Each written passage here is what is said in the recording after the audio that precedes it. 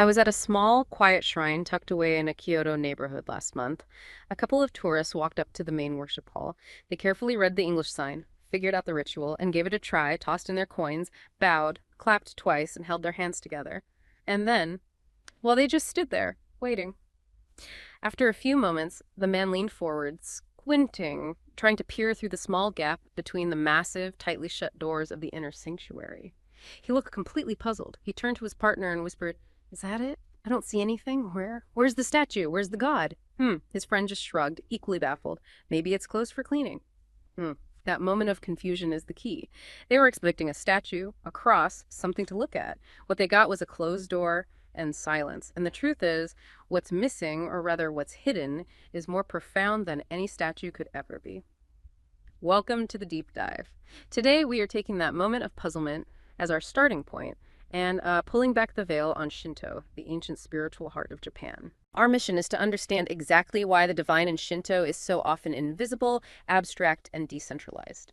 We're going to explore the profound theological abstraction of the kami concept, tracing how this philosophy, particularly the generative principle of Musubi, has shaped Japan's history, its aesthetics, and its enduring spiritual identity.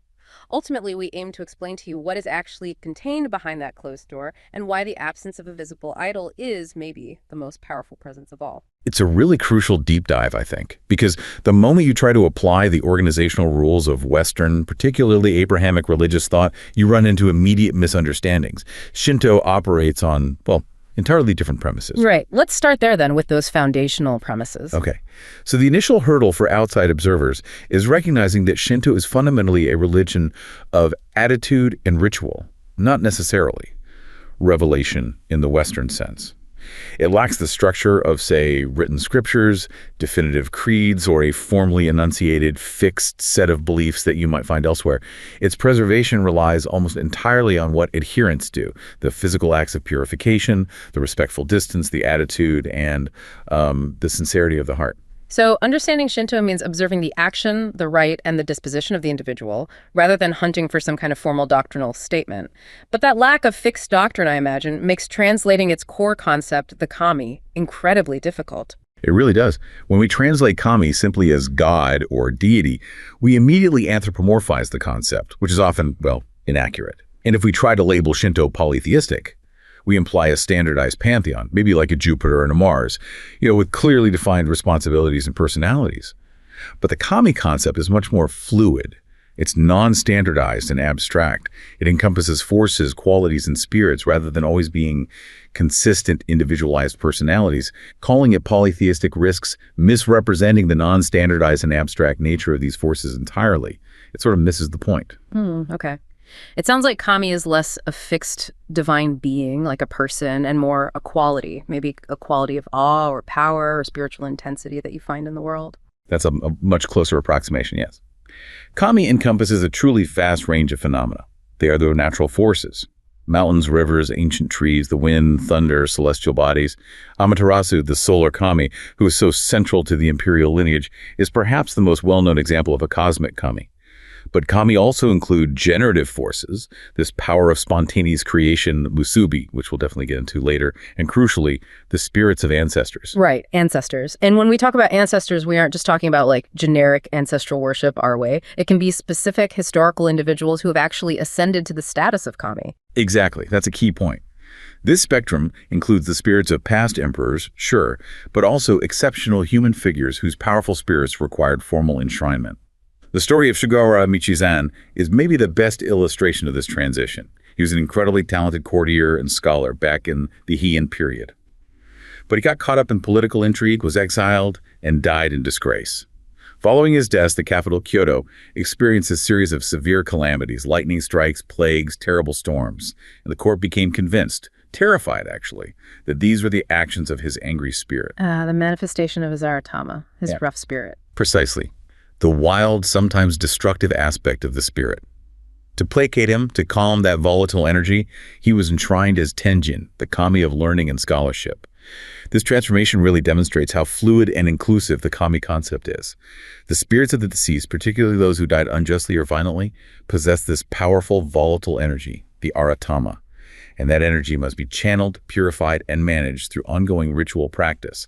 transforming it into the Nijitama, the peaceful, creative, and harmonious aspect. Okay, so whether we're talking about a mountain kami or an ancestral kami like Tenjin, the spirit, the tama or tamashi, possesses this inherent duality, this wildness and peacefulness that needs constant attention and management. It absolutely does. This duality is fundamental to Shinto metaphysics, you could say. It underscores a central need for constant management and purification.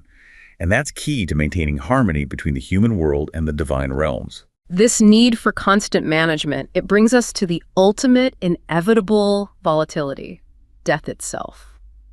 Shinto's view of death is often a point of confusion, I think, for people accustomed to traditions that really emphasize judgment and the afterlife. Yes, that's a common sticking point.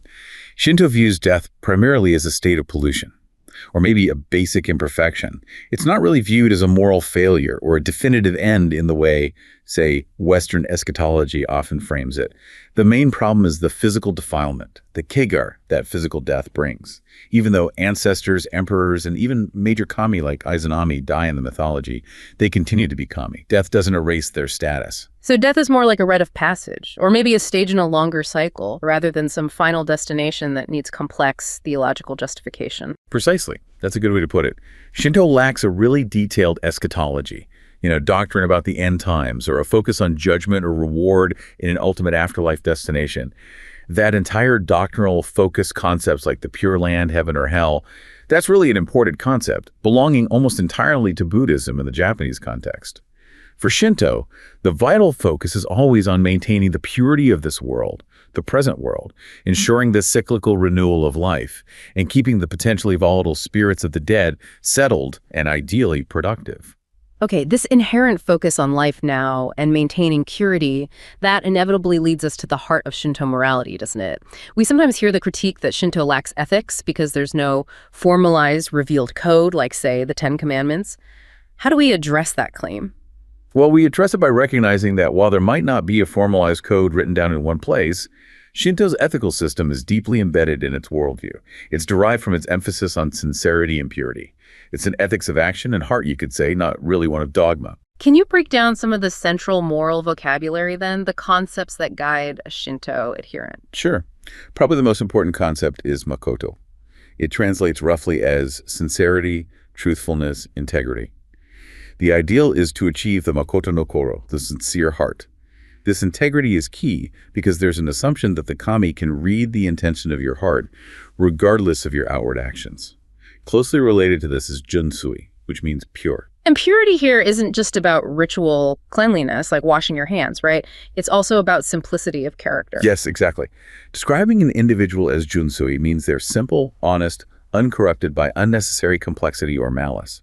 It's about inner purity. This relates directly to the internal moral compass, the kokoro, which means the heart, the will, or the seat of motivation. Spiritual training in Shinto often centers on refining this kokoro. And the ultimate goal of character development is achieving Naoki Kokoro, the straight heart, a state of moral alignment with the natural inherent order of the universe. What's truly profound here, I think, and where Shinto diverges really sharply from concepts of innate sin found in some other traditions, is its fundamental belief about the nature of humanity itself. That is the core difference, absolutely. Shinto holds that human nature is inherently fundamentally good. The belief is that we, as biological descendants of the kami, naturally possess the ability to distinguish good from evil. Evil, therefore, isn't seen as a state of being, but more like a temporary pollution or contamination that adheres to the spirit, obscuring that innate goodness. This is the concept of kanagara, following the natural flow, or the way of the kami. If a person becomes corrupted, it's because their innate goodness has been obscured or covered in sumi and kegare. So moral life isn't about seeking redemption from some original failure, but more about perpetual restoration, restoring an inherent virtue that's already there. Precisely. If that inherent human spirit gets obscured by defilement, kegare, or by tsumi, which are abominations or bad deeds like murder or polluting nature, then the vital ritual process for removal is required. And that process is a harai, purification. Oharai, yes. And purification isn't just a simple cleaning. It's a spiritual and societal imperative. It's the ritual process for removing both tsumi, those impurities resulting from bad actions, and kegare, the defilement resulting from contact with things like death, injury, or sickness. By performing oharai, the spirit is believed to be restored to its innate, uncorrupted purity, and harmony is restored to the community and the relationship with the divine realm. This constant awareness of pollution and the immediate need to address it through ritual really defines the rhythm of traditional Shinto life. Okay, so if the ethical system is driven by this need for continuous purification and sincerity of the heart, then there must be some kind of foundational principle, maybe like a divine operating system, that allows this whole process of spontaneous purity and creativity to function. And that system, which we hinted at earlier, is Musubi, right? Yes, Musubi. It is without doubt the central cosmological and theological idea in Shinto. It represents spontaneous creativity, vitality, and the generative power of the universe. The word itself literally means something like binding together or generating life. It's about connection and creation. And this idea of creation as a spontaneous, ongoing binding or interaction seems fundamentally different from creation narratives driven by a single, predetermined, all-powerful entity. It really does. Monotheistic creation often implies a fixed plan, maybe an ultimate goal, and therefore potentially an ultimate judgment at the end. Musubi, however, sees creation as a collective, spontaneous, and ceaseless interaction. It's the action of many kamis continually bringing the world into existence together. And this helps explain why the focus shifts away from an ultimate, fixed heavenly reward and towards the vital importance of this world, the present world. We see this collective creation right at the beginning of the mythology in the Kojiki, which details the cosmological structure. And it seems pretty clear that this structure was influenced by early Chinese philosophical thought, especially around the time the text was compiled in the 8th century. That synthesis is fascinating, isn't it? The creation narrative begins with the Zoka Sanshin, the three central creative kami who emerged spontaneously from the original void: Ami no Minakanushi, Takami Musubi, and Kami Musubi. They emerge collectively and act collectively to set the stage for the physical creation of the world. They don't make it like craftsmen, but they sort of initiate the process. Let's spend a moment on those three, because they sound less like characters with personalities and more like metaphysical forces, reflecting that Chinese speculative tradition you mentioned. They really are pure abstractions. Ami no Minakanushi, whose name translates roughly to the Lord of the August Center of Heaven, is considered the highest deity. Conceptually, the scholars compiling the myth equated him with the pole star and the Great One, or Tai, from Taoist and Confucian cosmology. This deity represents the boundless, shapeless, unlimited first principle, the singular source, the one from which all things emanate, kind of like the ultimate potentiality. Ah, okay. So the Japanese chroniclers, trying to systematize their ancient oral traditions, adopted a mechanism, this Tai concept, to explain the ultimate singular beginning, which then immediately bifurcates, splits into the forces that actually do the work of creation. Exactly. The other two, Takami Musubi, High August producer, and Kami Musubi, divine producer, are understood to form the necessary duality. You could think of it like yin and yang that emerges from the one to drive spontaneous creation forward. They affect creation without having to generate themselves in the manner of a supreme being. They are the generative force. And Takami Musubi, who is also referred to as Takagi no Kami, God High Tree, also fits the mythical geography of Takamagahara, the plane of high heaven, which is where this whole process of generation and coming into being is said to occur. It's a really beautifully ordered philosophical system when you look at it that way. It links the cosmos, the pole star, the center of heaven, directly to the political structure on Earth. And that link was deliberately institutionalized. These three kami, along with 5 other central deities, headed the list of the 8 deities worshipped in the Jingikan. The Jingikan was the department for the gods, the central governmental organ responsible for all Shinto affairs, operating on behalf of the emperor. These were the specific deities invoked during the Mitamafuri, or the Chinkansai, that crucial, somewhat mysterious ceremony designed to revitalize the emperor's vital force, his spirit, or Tama. The imperial line derived its legitimacy, its very right to rule, from being intimately connected to these powerful, generative, abstract forces. The political significance seems crystal clear then. If the emperor is the conduit for the generative power of the cosmos itself, he must be constantly recharged, ritually maintained. The ritual process is almost like the technology for that maintenance. It really is. And the Shinkansai ritual itself was understood, mythologically, to imitate the luring of Amaterasu, the sun kami, out of the heavenly rock dwelling where she hid. That act restored light, warmth, and life to the world. So the emperor, by undergoing this revitalization ritual, symbolically performs that same restorative function for the entire nation. Okay, so if the creation process, Musubi, is ongoing, vital, and centered in the interaction of these forces, how does that translate into a cultural philosophy? How does it affect daily life and the sense of time for people? It generates a strong cultural emphasis on the present moment. This is encapsulated in the concept of Nakaima. This literally translates to something like in the middle of the present. Because creation is spontaneous and always occurring, and because the divine is inherent in the world, Nakaima is a doctrine that affirms the intrinsic, unmediated value and significance of now. That really stands in sharp relief against traditions that are heavily focused on preparing for a future judgment or an ultimate reward, doesn't it? The physical world, the Nakatsukuni, or middle country as they call it, is viewed as the best possible place to be. Exactly. It's seen as already rich with the blessings of the kami. The cultural implication is that life is best experienced when it is affirmed in its entirety right here, right now. This is one reason why Shinto rituals often proceed with such measured solemnity. In modern life, we tend to rush through preliminaries to get to the essential goal. But Shinto rituals deliberately perform every step, every movement with importance, ensuring the fullness of life and experience is appreciated and affirmed in its entirety. The repetition of the word today in various Shinto-related teachings really echoes this concept of Nakaima. So the present world isn't merely a testing ground or a waiting room. It's the ultimate stage of divine activity itself. And that sense of cosmological and political importance is made tangible, physically represented through the ultimate symbols of imperial power, the three sacred treasures. Ah yes, the Sanchujingi, the mirror, the jewel, which is actually kama-shaped bead, the magatama, and the sword. These are the foundational items legitimizing imperial rule.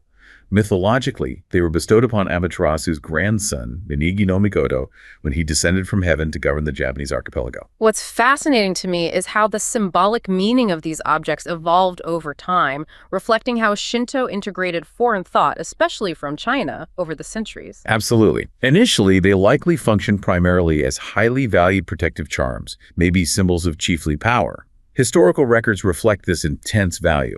For instance, immense anxiety was recorded when the sacred sword was briefly lost at sea during a conflict. That indicates a really primal belief in its function of protective magic.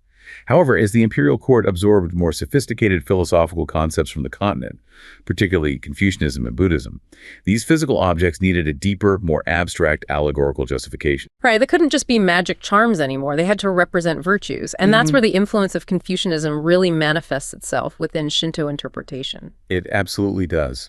By the 14th century, you have court thinkers like Kitabatake Shikafusa explicitly integrating these foreign virtues into the symbolism.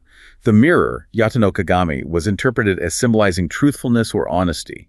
It reflects every object exactly as it really is, without distortion. The jewel, Yuasakani no Magatama, symbolized benevolence or soft-heartedness, compassion. And the sword, Kusanagi no Tsurugi, which must be wielded decisively and justly, came to represent wisdom and strong, righteous decision-making. And those three combined virtues, truthfulness, benevolence, and wisdom, were considered essential for a righteous ruler according to core Confucian principles. It's a perfect example of syncretism, blending ideas seamlessly. Precisely. And we see the same pattern continuing even later. Nobles like Ichijo Kaneyoshi, who was active during the Muromachi era in the 15th century, viewed the regalia as embodying the very essence of Shinto tenets. He successfully fused Shinto concepts with Confucianism and Buddhism, arguing that all three teachings, at least in the Japanese context, were fundamentally one and the same in their ultimate goals. Shinto's enduring strength, I think, lies partly in this ability to maintain its core abstract concepts, while adapting new intellectual frameworks from outside to explain and deepen them over time.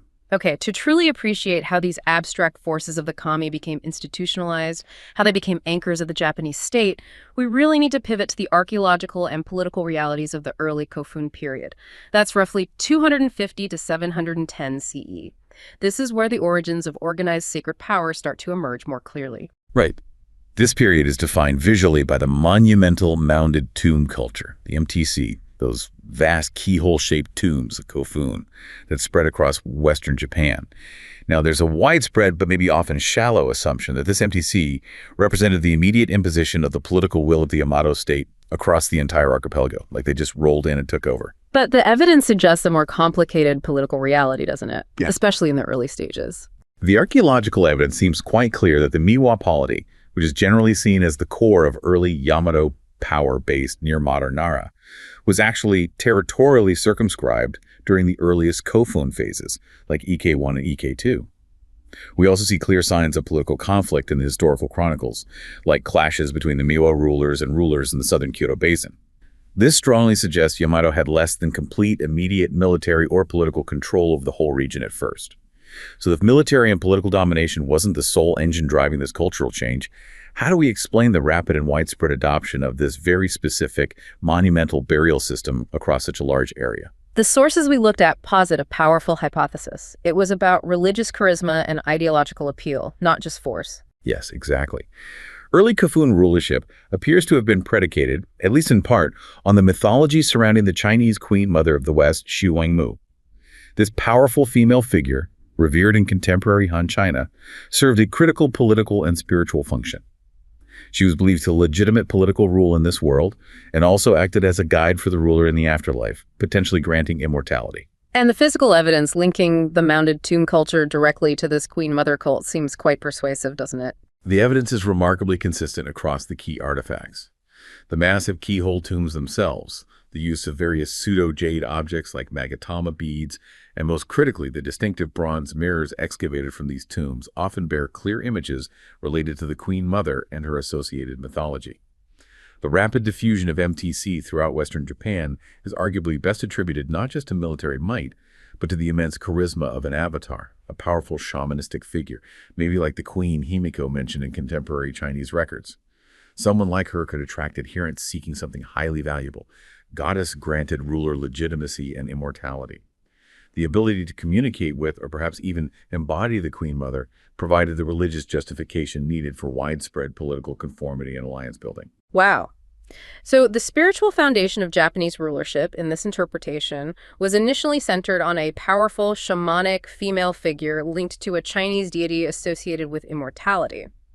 Amaterasu, then, the solar kami who anchors the imperial line today, is thus seen as a later indigenous reconstitution or adaptation of that same core ideological function. That is the compelling theory put forward.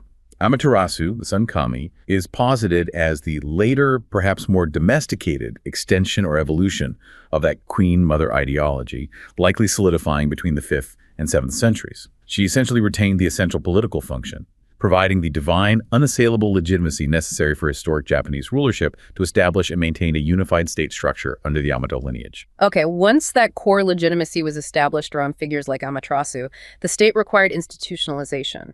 We need to look at how sacred space itself evolved, moving from simple natural worship towards more complex, fixed architectural forms. Right. The earliest form of what we now call Shinto was often what's termed kanabi worship, focused simply on the powerful natural sites themselves, like sacred mountains, waterfalls, or distinctive rock formations. The Omiya shrine near Nara, for example, which enshrines the kami of Mount Miwa, did not initially have a main building, a honden, to house the deity. Instead, Mount Miwa itself served as the honden, with a large rock formation at its base functioning as a yorishiro, a physical object that represents and serves to draw the kami down to it. This illustrates that fundamental shift, from worshiping the mountain as the kami to worshiping a symbol representing the power of the mountain within a more defined, human-managed sacred space. We also see evidence of very primitive structures like the takakuya, which means high house, basically a raised structure, possibly built on posts to avoid flooding.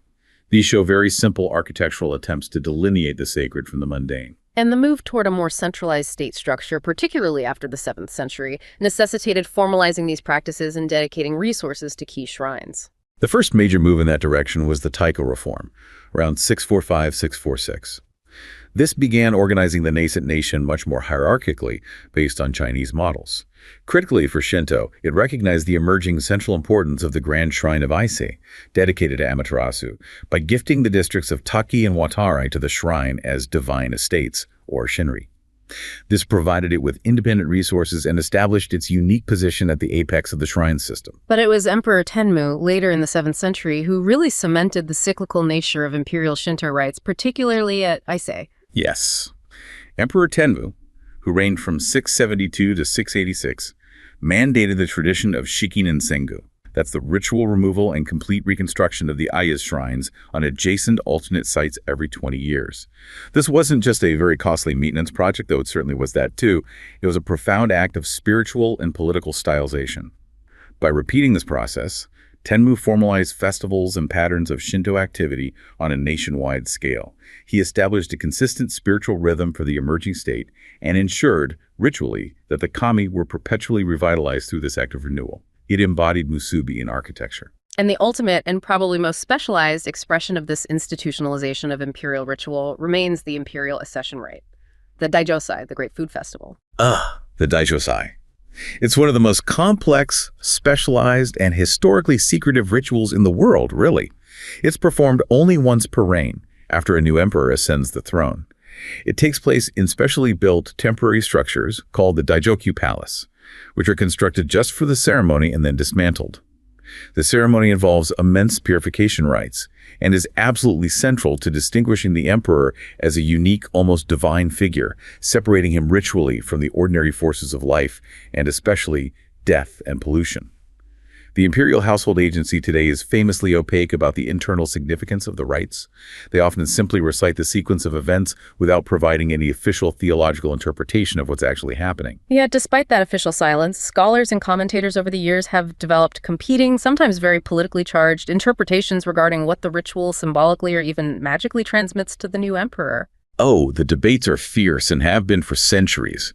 On one side, particularly in the pre-war era, you had the influential ultranationalist interpretation, championed by folklorists like Origuchi Shinobu.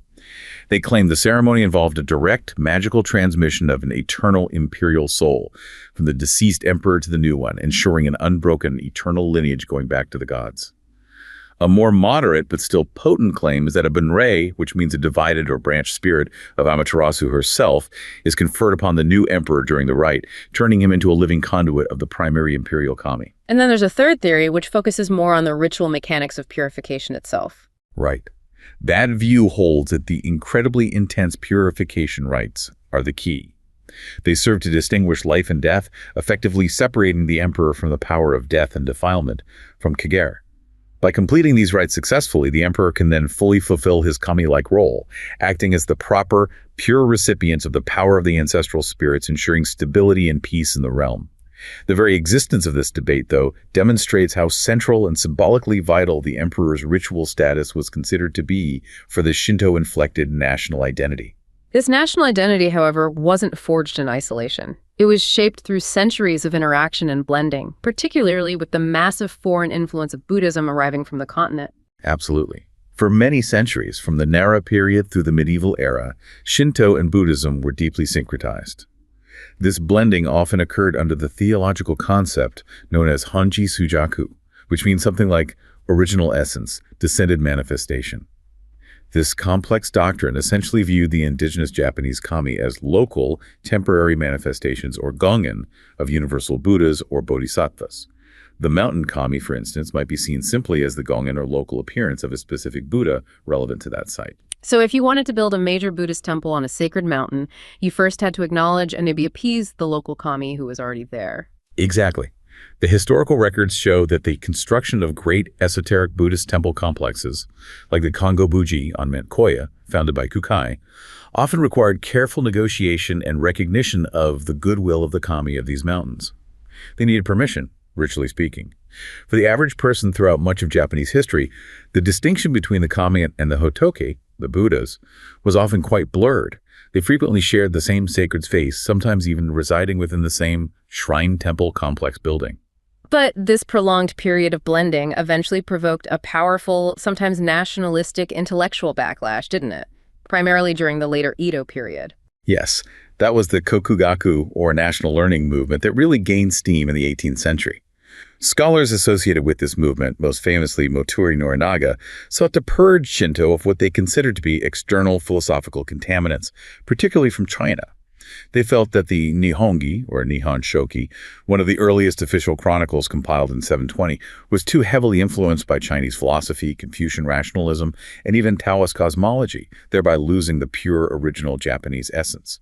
Norinaga specifically rejected the Nihongi's attempt to impose a rational, ordered Chinese-style philosophical framework onto what he saw as the more genuine, emotive native mythology. He focused instead on the Kojiki Chronicle from 712. He did.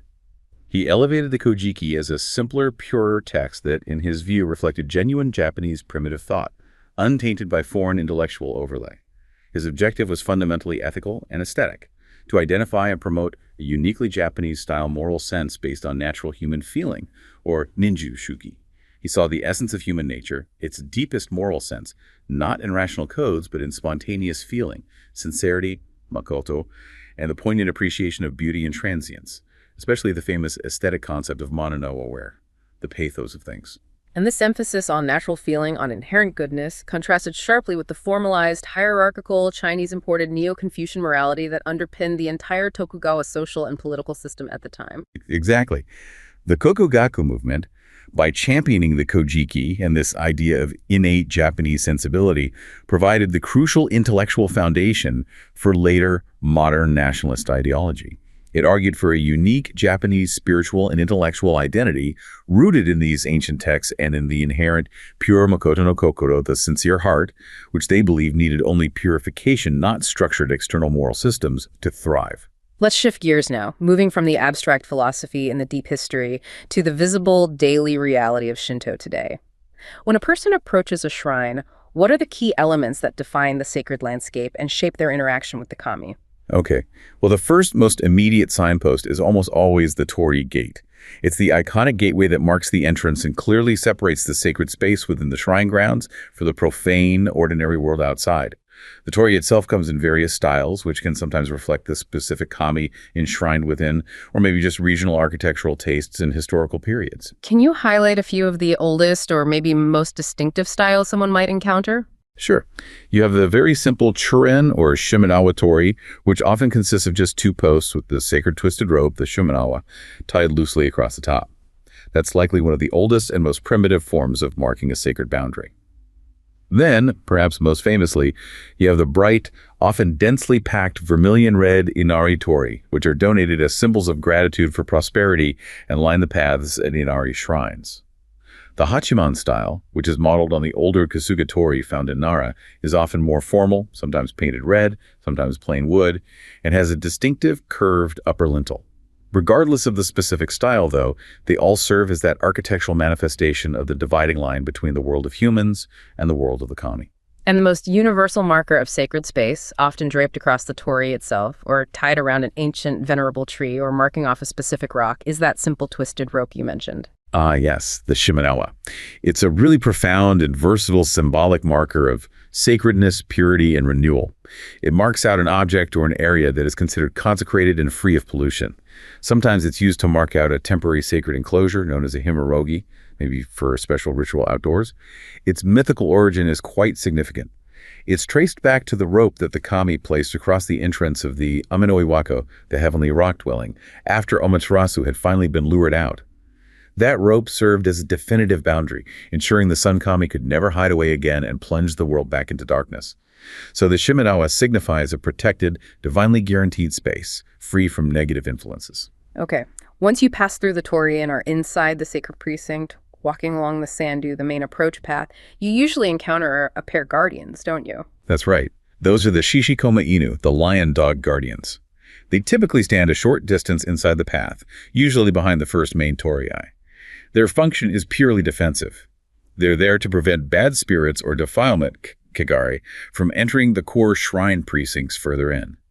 They parallel the fierce Nyo guardian figures you often find standing guard at the entrances to Buddhist temples. You often see one depicted with its mouth open, symbolically uttering the first sound of the Sanskrit alphabet, A, representing the start of all things, and the other with its mouth closed, uttering the last sound, Un, or symbolizing the end. Together they encompass everything. Given that the inherent nature of Shinto, as we've discussed, is so defined by this ongoing need for oharai, for purification, it makes sense that this ritual extends far beyond the shrine grounds themselves and permeates daily, modern, even secular life. It is perhaps the most pervasive and visible application of Shinto belief in contemporary Japan. Priests are routinely called upon to perform oharai purification rituals for nearly any significant event that involves transition, risk, or potential contamination. The Jinsai, the groundbreaking ceremony, is a perfect example. Before any new construction begins, whether it's a massive high-rise building, a new section of road, or just a small family house, the kami of the ground, the local earth spirits, must be ritually pacified. This is done to ensure the project's safety, to prevent accidents or misfortune during construction, and to ask for blessings on the future occupants or use. This happens literally every day all across the country. And this protective purification extends to protecting the human body and personal property from inevitable impurities and potential bad luck as well. Absolutely. You have rituals like Yakuburai, which is specifically for warding off misfortune, especially during what are known as Yakudoshi. These are the traditional unlucky years or critical ages, which historically are seen as major transition points in life, like age 33 for women and 42 for men, when one is thought to be more susceptible to illness or bad luck. And then you have Kotsu Anzen Oharai, which is purification specifically for travel safety. And this is where the ancient tradition meets the modern industrial world in a really visible, sometimes striking way. Right, that's where we get that fantastic anecdote you mentioned earlier. Indeed. It is extremely common to see people bringing their new cars to a shrine to be purified by a priest, or for bus companies to have their fleets blessed.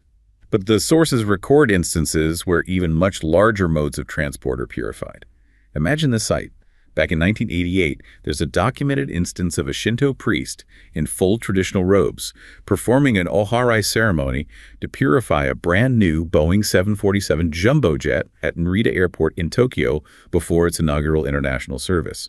It really highlights the enduring belief that no matter how advanced our technology becomes, the underlying forces of the kami and the potential for misfortune or kigari remain real concerns, and ritual protection is still considered necessary for safety and success. So when the individual worshiper finally stands before that closed door of the inner sanctuary, like the tourists in our opening story, what is the standard ritual sequence they typically perform? Well, after approaching the inner sanctuary area, the worshiper first ensures they are ritually clean. They usually do this by rinsing their hands and mouth at the purification fountain, the temizuya or chizuya, near the entrance. Once they arrive at the main heian, the worship hall which stands in front of the inner sanctuary, the priest might perform an initial large-scale purification for everyone present by waving the haraigushi, that wooden wand with zigzag paper streamers, and perhaps reciting a narito, a formal ritual prayer. The core individual act of worship often involves the offering of tamagushi. This is a small branch from a sacred evergreen tree, the sakaki, adorned with folded paper strips called gohei, or shide. This is placed reverently on an altar or a designated spot in front of the symbols of the kami. And then comes the famous, very distinctive sequence of bows and claps that the tourists were trying to figure out. Right. The standard sequence, though there can be minor variations, is usually 2 deep bows, followed by 2 sharp claps, known as kashi-wade, performed with the hands held chest high. Then a moment of silent prayer or expressing gratitude with hands held together, and finally 1 last deep bow. The clapping is symbolic. It's generally understood to mean to call the attention of the kami to the worshipper's presence and sincerity. Following the formal rites, particularly after a group ceremony or festival, there is often the important social ritual of naorai. This literally means something like rectification, but functions as a communal meal or gathering. So this sounds like a feast or maybe just a social gathering after the main ceremony is over, sharing food and drink. It can be, yes. It involves talking, sharing food, and often drinking sake, which is itself considered both a purifying agent and a sacred offering to the kami. The goal is to draw upon the spiritual experience of the formal ritual and integrate it back into the community, strengthening bonds. It's about communing with the kami and with each other. Sometimes this period of naorai is followed by chinkan, which involves silent reflection or meditation.